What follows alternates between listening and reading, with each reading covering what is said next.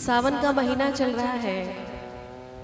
कहते हैं कि भगवान भोलेनाथ जो है सावन के महीने में धरती पर आ जाते हैं और जो लोग उनकी पूजा अर्चना करते हैं उनकी मनोकामना सीधे उनके कानों तक पहुंचती है और पूरी होती है।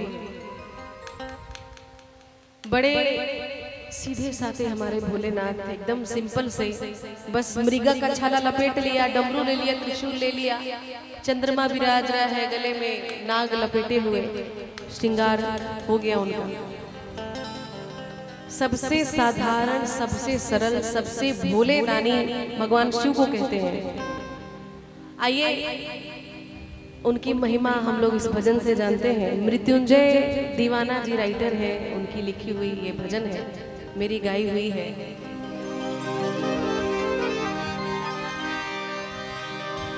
अरे भोला डमरू वाला मेरा शिव जी डमरू वाला,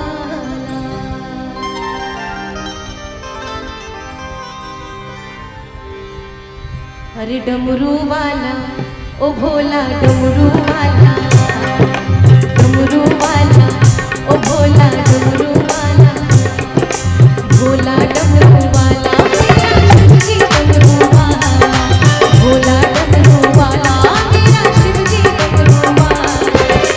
डम डम बजाता डमरू, डम डम बजाता डमरू, रहता मन वाला, भोला डमरू वाला मेरा शिव जी डमरू वाला, भोला डमरू वाला मेरा शिव जी डमरू वाला, डमरू वाला ओ भोला डमरू वाला, डमरू वाला ओ भोला डमरू वाला।